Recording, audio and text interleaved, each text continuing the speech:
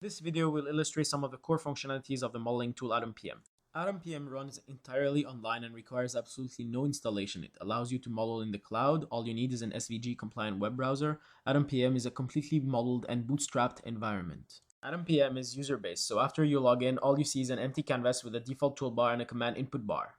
The default toolbar offers the common functionalities such as open a new tab, load and close a toolbar, open a model or append a model to an existing one, save and save as the current view of the model, undo and redo, copy and paste, show and hide the model from a specific formalism, validate any constraint defined for a DSL, and finally the shortcut to the user manual.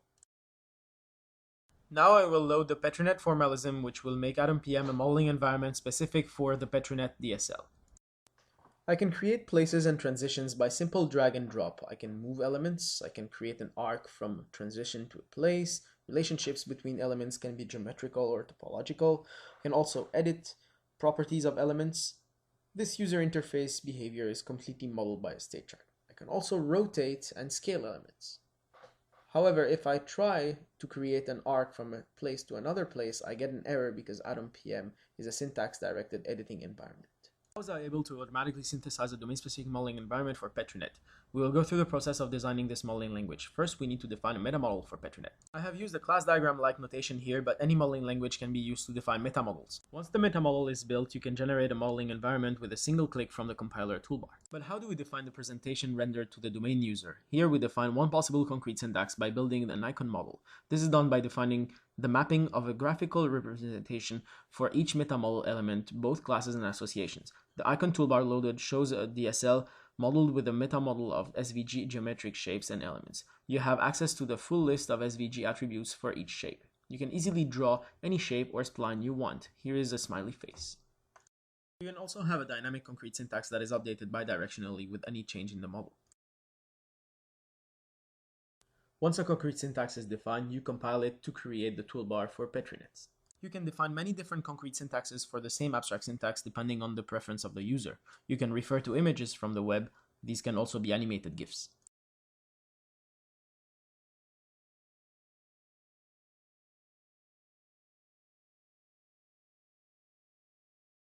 Up to now, I have only performed static model actions. You can, for example, perform dynamic analysis of Petrinet models, simulate the model, translate between different modeling languages, and more.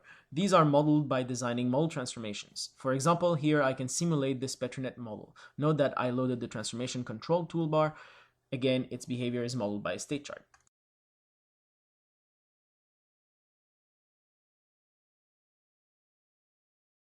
I can play, pause, and advance the transformation step by step.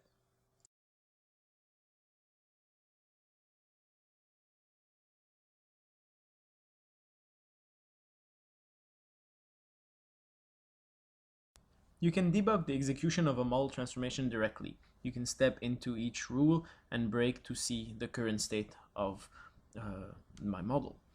Each rule block applies a specific rule.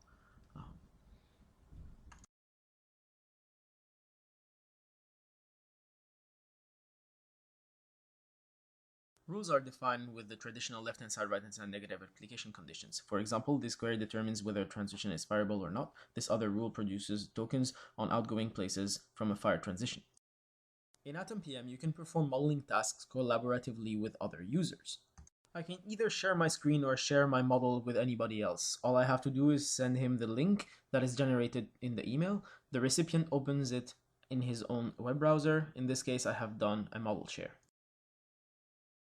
Therefore, I can see the same model in my own concrete syntax, which may be different from his, but any change that happens on the abstract syntax of the model, like attribute values, from one client, is broadcast and propagated to all other clients. Here is another example of a transformation. This one is a transformation from Petrinet to state chart. And we can see the final result by hiding the formalisms that we don't need, in this case Petrinet and the generic traceability links that were created. I have used the motif transformation language, but you can define your own model transformation language by defining a higher order transformation from a meta model to the T-core language. This lets you define your own transformation constructs such as queries, recursive rules, parallel rules, and handwritten code, etc. Finally, the input command bar lets you type in small scripts instead of using your mouse. For example, here I create 5 Petrinet places at once.